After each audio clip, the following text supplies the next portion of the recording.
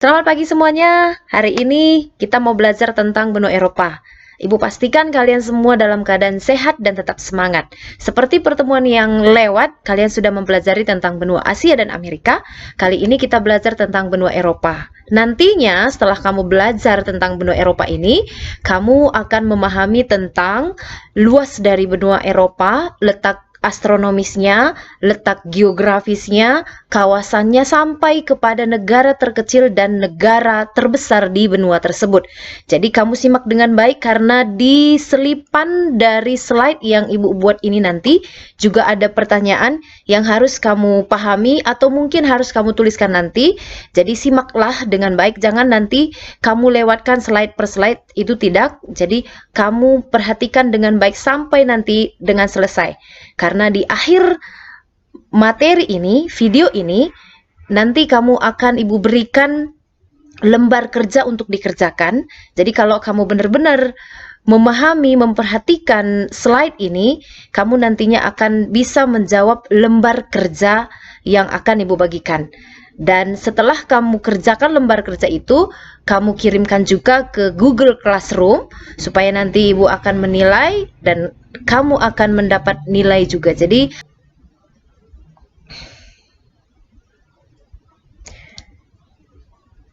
perhatikan gambar yang ada di depan kamu. Ini adalah salah satu penjelajah dunia yang berasal dari Portugis. Pernahkah kamu melihat pelopor tersebut atau penjelajah tersebut? Coba perhatikan dengan baik. Ini adalah orang baru, penemu dari benua Eropa.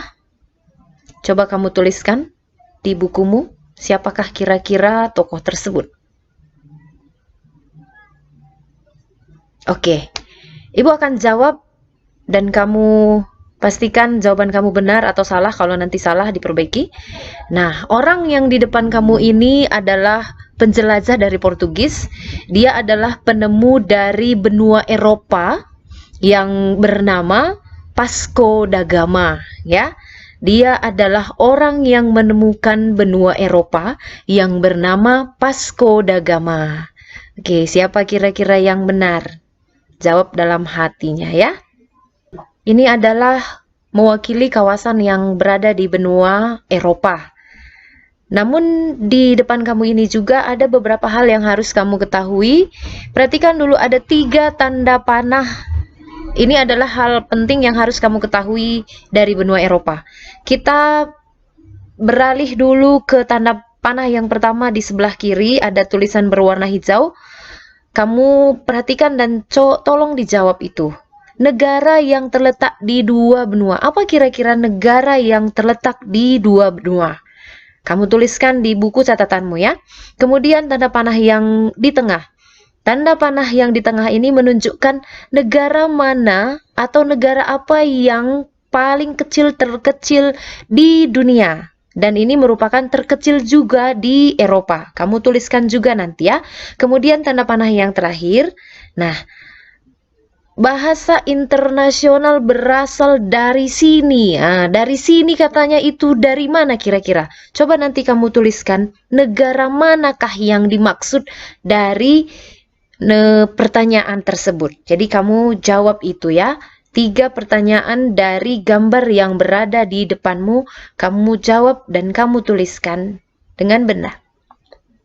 Letak benua Eropa dilihat dari garis lintangnya berada pada 36 derajat lintang utara sampai 71 derajat lintang utara dan 9 derajat bujur barat sampai 66 derajat bujur timur.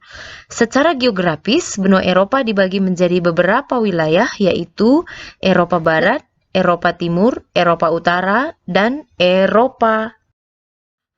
Batas dari benua Eropa, sebelah utara berbatasan dengan Laut Norwegia, Laut Barents, dan Laut Arktik.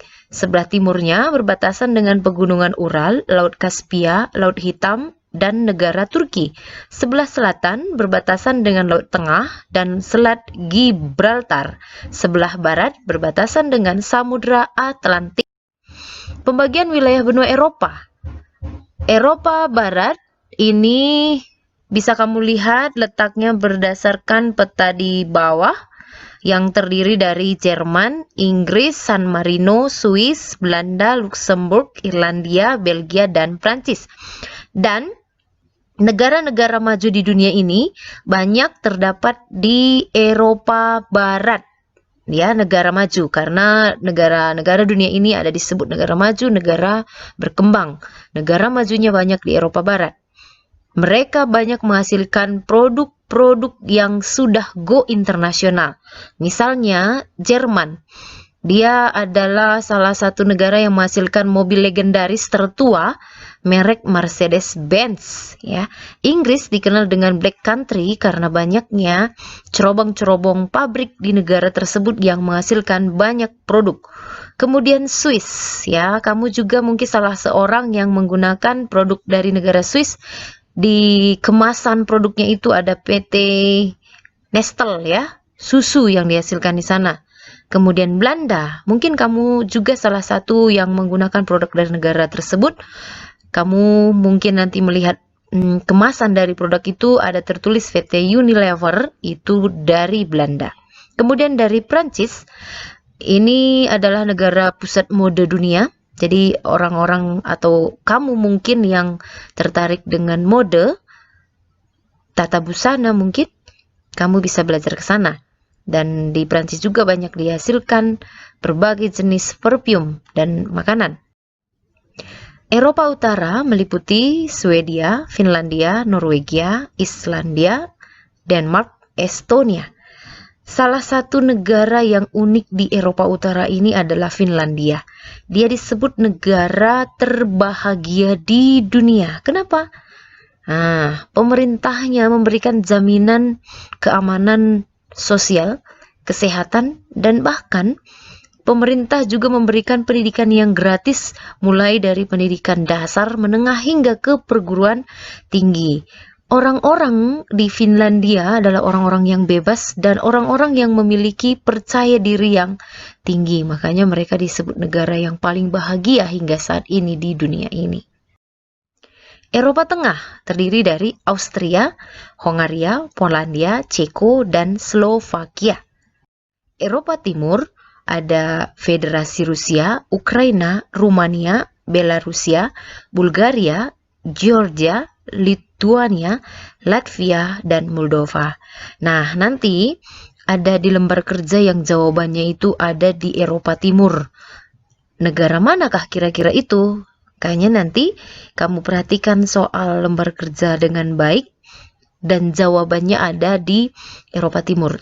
Dan di awal tadi juga ada pertanyaan yang jawabannya ada di negara Eropa Timur ini. Jadi silakan kamu balik-balik, ulang-ulang dibaca dan dipahami. Eropa Selatan terdiri dari Spanyol, Italia, Yunani, Portugal, Kroasia, Bosnia, Albania, Makedonia, Slovenia, dan Malta. Nah, bagi kamu yang suka dengan klub sepak bola, ada negara yang menghasilkan klub atau pesepak bola yang handal, ya, dari negara Spanyol dan Portugal. Italia ini juga terkenal dengan berbagai jenis makanan di sana dan bangunan-bangunan Colosseum. Dan Yunani disebut dengan negara peradaban atau pusat peradaban. Di Eropa, bentang alamnya terdapat dataran tinggi, pegunungan, dan dataran rendah. Ya, di sana banyak terdapat danau, dataran tingginya juga banyak di Prancis, Belgia, Belanda, Jerman, Denmark, dan Polandia. Sementara pegunungannya ada disebut pegunungan Alpen yang puncaknya itu memisahkan benua Eropa dan benua Asia. Benua Eropa ini juga mayoritas penduduknya tinggal di daerah perkotaan, berbanding terbalik dengan Indonesia. Indonesia itu lebih banyak tinggal di daerah pedesaan. Dan di benua Eropa ini juga terdapat bangunan keajaiban dunia seperti Menara Eiffel, Menara Pisa, dan Colosseum. Iklim di benua Eropa ada iklim Mediterania, kontinental, maritim, sedang, dan Arktik. Sementara suku-suku di Eropa, suku Nordik. Nah, ini mungkin kamu pernah melihat orang yang bermata biru dan berambut pirang. Mereka adalah suku Nordik yang memiliki sifat seperti itu. Siapakah itu? Ya, seperti Jerman, Belanda, dan semenanjung Skandinavia. Kemudian suku Alpina bermata coklat, berambut pirang seperti orang Prancis, Swiss, dan Belgia. Sementara Mediterranean, dia bermata agak coklat, berambut hitam kecoklatan seperti orang Italia, Yunani, dan Spanyol. Berarti ini ada kemiripan dengan orang Indonesia ini. Kemudian suku Dinara, dia memiliki ciri berambut hitam kecoklatan. Mereka adalah orang Rumania. Kemudian suku Slavia, dia bermata abu-abu atau biru, berambut pirang keputihan seperti orang Bulgaria, Rusia, Slovakia, dan Yugoslavia. Nah, itulah materi kita hari ini. Bagaimana? Apakah kamu senang? Atau apakah kamu sudah mengerti? Atau ada mungkin yang kurang dipahami? Bila mana ada yang kurang dipahami, bisa ditanyakan mungkin lewat pesan suara atau chat Ibu langsung ya, supaya Ibu jelaskan kembali. Itulah materi kita hari ini. Ibu anggap kalian paham dan mudah-mudahan paham ya. Jadi supaya lebih paham tentang materi ini, sudah Ibu bagikan lembar kerja di Google Classroom dan WhatsApp. Kamu perhatikan, kamu jawab itu dengan benar, nanti lembar jawabannya dikirim juga ke Google Classroom dan di WhatsApp ya. Itulah materi kita hari ini. Untuk pertemuan minggu depan kita belajar tentang benua Afrika. Persiapkan kembali peralatan tentang benua Afrika. Terima kasih, tetap jaga kesehatan. Tuhan Yesus memberkati.